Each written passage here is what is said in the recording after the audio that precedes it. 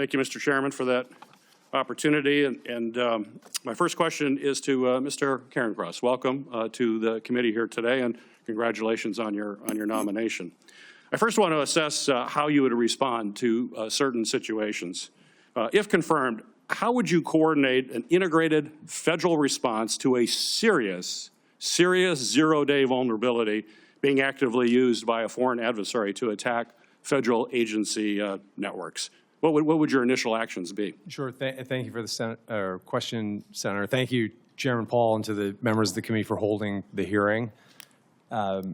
Senator, on a zero-day discovery, which is a threat that was to the network or system that was previously unknown, I think it would be vital to work with the interagency, with the NSC, with CISA to determine what the impact was, what the vulnerability is, how quickly it can be remediated and patched, to communicate with the private sector to make sure that we have a good working information flow, and then on the back end to determine what that response should be. And it's part of that layered cyber defense of denying our enemies and adversaries benefits and imposing costs on them for their behavior.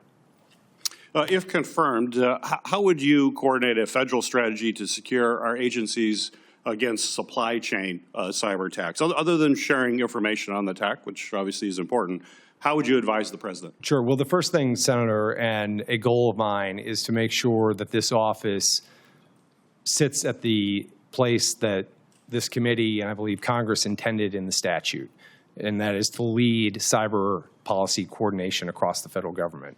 And so in doing that, working with our interagency partners is vital. We've been empowered to work with OMB to ensure that budget alignment among the interagency aligns with administration policy. And I think that those tools have to be leveraged, and the relationships between us and the interagency, it's making sure that it is monitored and enforced. Mr. Cairncross, the two national cyber directors before you had extensive experience in cybersecurity. You have other good experiences, but cybersecurity is not part of that experience. So my question is, how are you going to make up for these gaps in the experience that you currently have? Sure, well, Senator, it's true I don't have a technical background in cyber, but in my roles running private organizations and national party committees, I've been on the user side of this. I've had to deal with foreign nation attacks on our systems. We've worked with the FBI and the intelligence community to learn about them, to stop them, and to monitor those attacks. And so that's, like I say, on the user side, I have that experience. On the management side, I have run thousands of people and billions of dollars in funds. And in doing those jobs, I surround myself with smart people, make sure that the right people are in the right place to do the jobs, and take their advice. Another question for him. Got a lot of questions for you. And we have a lot of other folks here, but I want to make sure I get this out. The Cybersecurity Information Sharing Act of 2015, otherwise known as CISA 2015, is a critical law, as you know, to prevent and provides liability protections for businesses that share threat information with the federal government and each other. Absolutely critical that that sharing occurs. These authorities play a key role in coordinating public-private responses to cyber incidents, including the recent attacks that we saw, Volt and Salt Typhoon attacks. But unfortunately, CISA 2015 is set to expire this September. That has a lot of folks very worried that that protection is going to go away, and it's going to hamper our ability to provide the cybersecurity protection that we need for our nation. So my question for you, sir, is if confirmed, do you commit to working with me to extend CISA 2014 before it expires in September? I do, Senator. Yes. Very good. Thank you. Thank you, Mr. President. Thank you, Mr. Chairman. Mr. Percival, on April 4th, the DHS announced that it was permanently canceling the Building Resilient Infrastructure and Communities, or BRIC program. It included canceling funding for projects that are actually currently in progress, just basically pulled the plug from them. These projects are critical for communities to reduce their risk before a disaster strikes. As a result, we have a tornado shelter, for example, in Salem Township, Michigan, that may not be finished. Construction's begun, but it's being just pulled out, which doesn't seem really thoughtful use of taxpayer dollars to do it halfway and then pull out and stop a project. And then if you look at resilience projects generally, they tend to save taxpayer money. To build it stronger up front is a lot cheaper than fixing it later. So my question for you, sir, is if confirmed, do you commit to following the law, which I've heard you say that you will do many times, and reinstate these illegally canceled funding from Congress that's appointed to the BRIC program? Because following the law would to reinstate that funding. Well, thank you for the question, Senator, and I know we've talked about this before. So I haven't been super involved in that in my role as senior counselor, but I would respectfully push back on the suggestion that DHS has violated the law. I have a general understanding of the Impoundment Act and the various options that DHS has. If confirmed, I'd be happy to dig into that for you, but I don't have the same understanding that you do that DHS has violated the law. Do you believe that appropriations by Congress are law?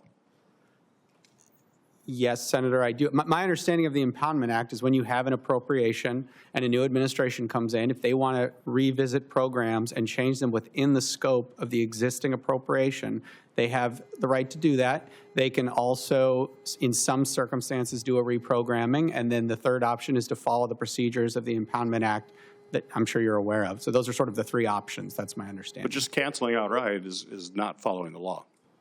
That would depend, Senator, on whether there is some other plan to obligate those funds within the scope of the appropriation within the relevant fiscal year. I'm not aware of any. That's just to basically pulling the plug on all these projects. It's very clear, Congress, we pass law. Appropriations are laws, and the president has to faithfully execute the laws of the land, and that's not happening. So again, Senator, my understanding is that DHS is following applicable laws, and if confirmed, that's what I would do.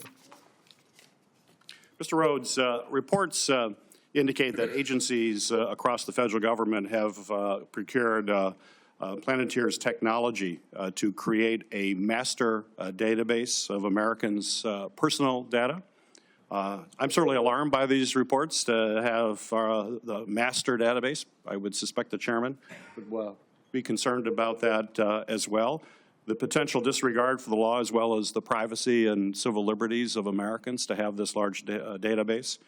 My question for you is, do you think it's appropriate for the federal government to purchase technology for the purpose of consolidating massive data about Americans?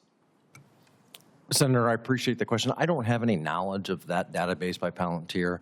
I would have to look into that. And if confirmed, how would you, when you look into that, would you have concerns based on what I've just said?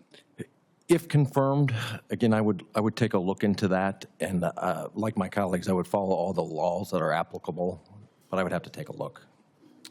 Another question for you. Companies of current and former DOGE members have received hundreds of millions of dollars in federal contracts. However, agencies have refused to share information about these individuals and their particular involvement in the federal procurement and acquisition process. This certainly leaves open the potential for fraud, waste, abuse. My question for you is, if confirmed, will you commit to reviewing and providing this committee information about DOGE's involvement specifically in federal procurement? Senator, thank you for the question. If confirmed, I will follow all conflict of interest regulations and laws. I've followed them my entire time in the military, and if confirmed, I will do the same. Well, specifically, what steps will you take to increase transparency into the acquisition process? Senator, I appreciate that question. I'm a transparent and direct individual, and so I believe that as we do contracts in federal procurement, those should be available to the public. What steps would you take specifically? So one of the steps, Senator, that I would take is to ensure that the information is available following all regulations that are in place so that they get posted. There are systems that allow that information to be put out there that we have currently, and I would ensure that we continue to do so. Thank you. Thank you, Mr. Chairman.